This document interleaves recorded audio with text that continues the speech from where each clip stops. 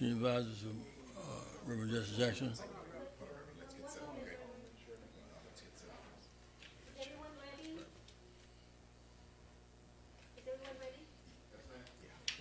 Judge Bernetta Bush, retired judge. Attorney Henry Floyd, Vice President of Regions and Affiliates, National Bar Association. Attorney Natalie Howes, Region 7, Director of the National Bar Association. Let me express my thanks to you for joining me today. We have two issues here. One is the Supreme Court ruling yesterday on guns, the only woman's right to make judgments about her body. The Supreme Court said yesterday was radical, threatening domestic tranquility and national security. It can point something in the AR-15 you sent to Ukraine to shoot down planes. If everybody has the right to have air gun, open carry, planes will be shut down coming to O'Hara or to airports around the country. Those who are willing to take on the government for the election, there's no limits what they will not do to hurt people, to kill people. The Clarence Thomas says, he writes in contraceptive rulings, the Greek says that the word is overturned. They will not stop until they set us all the way back. 1857 decision said white had no rights, black was bound to respect, including white men raping black women, or young men using sexual of black women. Some of our race complexions reflect the rape without rights to defend ourselves. As a strict constitutionalist, Clarence Thomas couldn't marry his wife. It's not in the Constitution. We're non-people. Women are third-class citizens. They couldn't vote during slavery either. So there was a soft sex. They may be against slavery. It was 1920. We had this period we could vote for 12 years. And Clarence Thomas' wife and him were engaged in overthrowing the U.S. government. There's no extreme they will not go to impose their will on the country. He didn't attempt to overthrow the government. So this is a close of this. On the women's right to choose. That's the tip end of it. The beginning is the women do not have equal rights amendment. Women do not have pay people work. Women's rights are really hampered by virtue of the agenda. It's not right. We want to fight, save the fetus, and then abort the babies. What happened in Uvalde, Texas, aborting the babies. What happened in Sandy Hook, aborting the babies. We're the same people who want these rulings do not want prenatal care, head start daycare, child care. Why save the fetus and then kill the babies? The Old Testament put some burden on men and women alike in the process. This is a woman's choice. A man has some in the 1857 decision. No is a big word. No rights. And the 2022 decision, all inclusive, raping sex, including rape and sex, rape and incest. Now, a man who rapes a woman who is feeble-minded, who is sick, and impregnates her, he bears no responsibility. He should face neutering of being by vasectomy.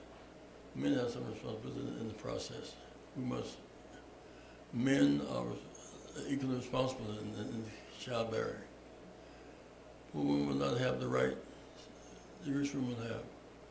Mr.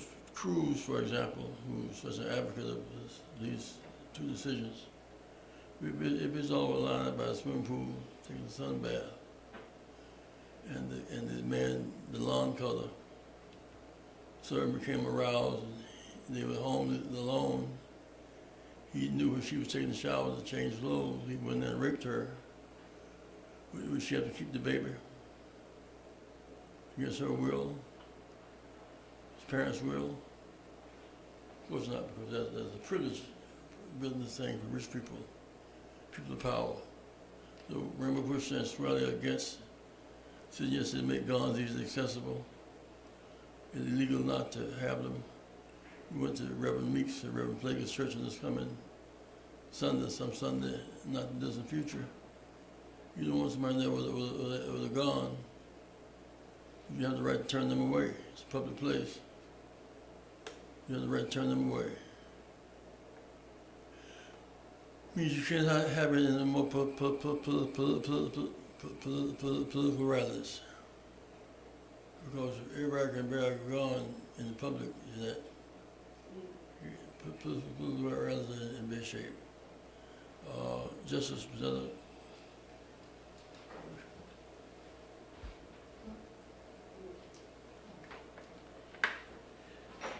Good afternoon. I just think that what Roe versus Wade symbolizes is the restriction on women to make a determination regarding their health care rights. There is no law regulating any aspect of a male's right to do what he chooses to do with his body. I also think it's a precursor to the diminishing of other civil rights that have been afforded disadvantaged and other people who are outside of the definition that has been created.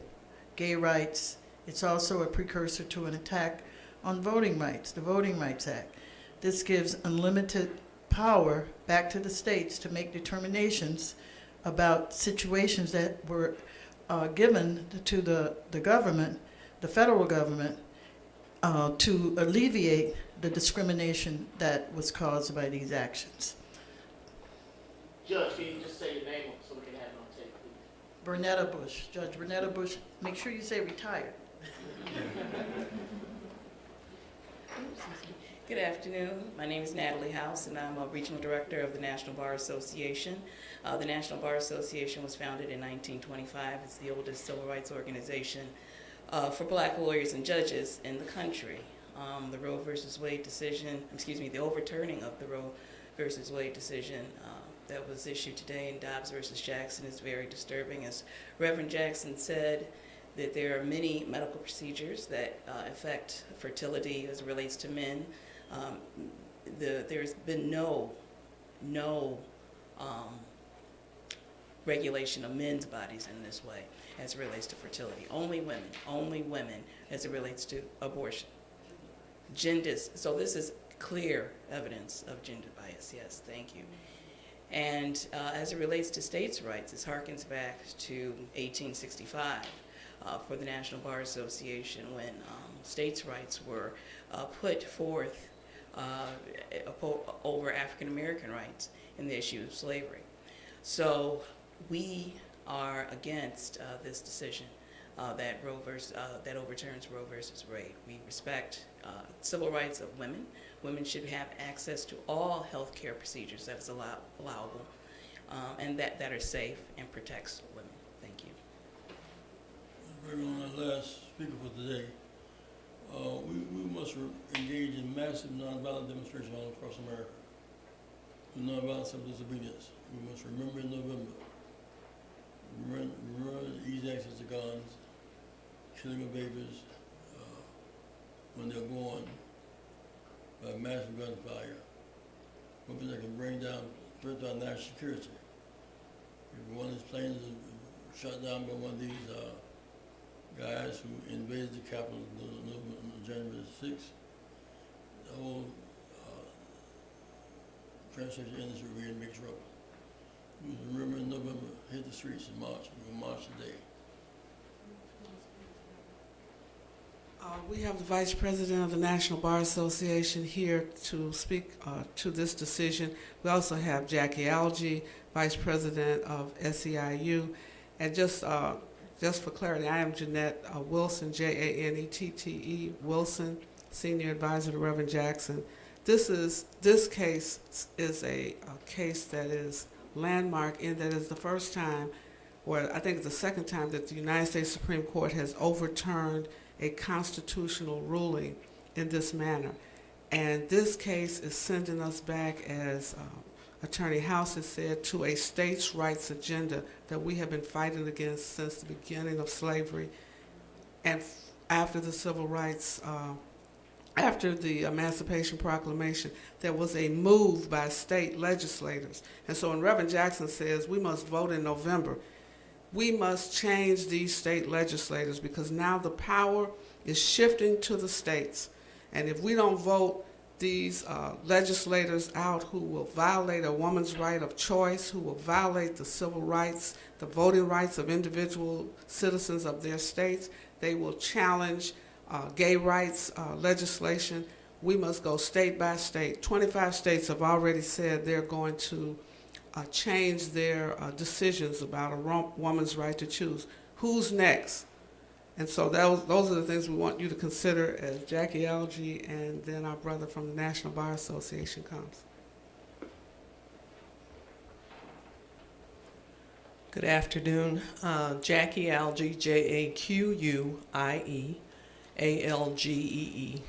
and I am the Vice President and Director of External Relations for SEIU, Healthcare, Illinois, Indiana, Kansas, and Missouri. We represent over 90,000 workers throughout the 4 states, majority of those workers being women, and majority of those women being Black and women of color. And so this is, for us, devastating, to say the least.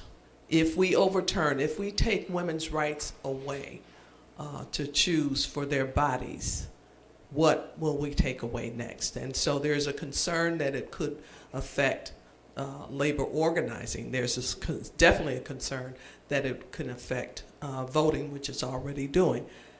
What else will it affect? And so as we see us getting chipped away, our rights getting chipped away, what we have to do is what Reverend Jackson said: we must.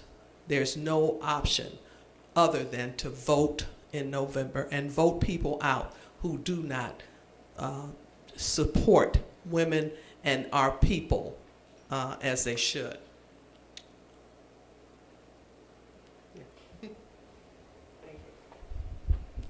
Good afternoon. I'm Henry Floyd Jr., Vice President of Regions and Affiliates for the National Bar Association. In its recent decision, the Supreme Court has effectively alienated its largest gender population and ruled that guns have more rights than women, which is blatant disrespect and disregard for women's rights. You can get a concealed carry permit, but a woman can't make a life-changing decision about her body. That's the blatant disrespect and the disregard. And this is not just about voting rights. Let's be clear. It's about women's rights, health rights, healthcare rights that have effectively been stripped away in one majority opinion. The Affordable Care Act expires at the end of this year, unless Congress acts. If Congress does not act, then those healthcare rights are stripped away again. And this decision also preemptively affects contraceptive rights and same-sex marriage. Justice Thomas, in his concurrent opinion, quoted in part, "Nothing in this opinion should cast down doubt on other precedents."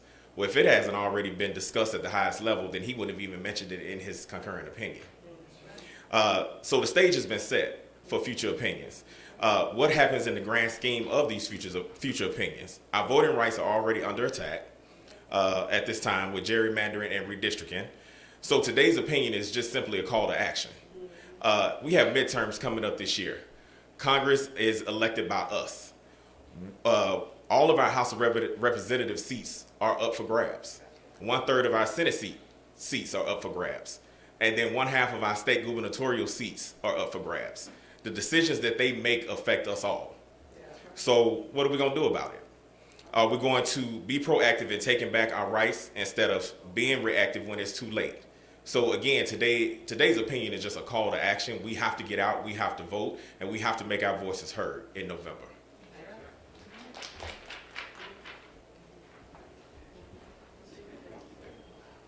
Councilman says gay rights conception should be reconsidered in light of the Roe decision. The public condition bill was also controversial. You have the right to stay in Miss Murphy's house, was the argument at that time. A white woman who runs a rooming house along the highway, you stop and get overnight sleep if you were black. And the South said no, Supreme Court said yes. So all that began in Dr. King's leadership now in jeopardy, and we're going to fight back. Any questions? You're going to be going on a voter crusade. Can you talk about that? So you mentioned it. We are also dealing with the impact of gerrymandering. We always see it in state houses. We were in Arkansas last month or so. 7% of the veterans, servicemen who are overseas right now, the ballots were rejected. A woman had a stroke, paralyzed right side. She wrote the name of the left hand. She was rejected. People have to go 30 miles to vote one way in the rural areas. Like to have less access to transportation. They're not stationary, maybe one place 2 days, another 2 days, another 2 days. So the movement that. So we see the impact of the gerrymandering schemes already. When we run for Congress, stay 30% black, never have black elected officials in the federal government. They split it in 3 parts. We're now in court. The impact of gerrymandering is most manifest in Arkansas, Mississippi, and Georgia, and Alabama as well, Louisiana. Early voting is lagging. What would you tell people, and not only in Chicago, but nationally? The interest is not as great as it was 2 years ago. What would you tell them? What would you tell people? Early voting is not now. We must regain our will to fight back. We surrender. If we don't vote, we satisfy the enemy. We have a right and obligation to vote, and leadership should raise the voters themselves. And one of the reparations must be considered is the reparation for voter registration. Blacks and slaves went for 6 years, and Jim Crow for another 58 years. They had their full voting rights. So we should spend $60 billion for Ukraine democracy. We support that. $1.5 billion for voter registration in the South. Thank you. Thank you very much.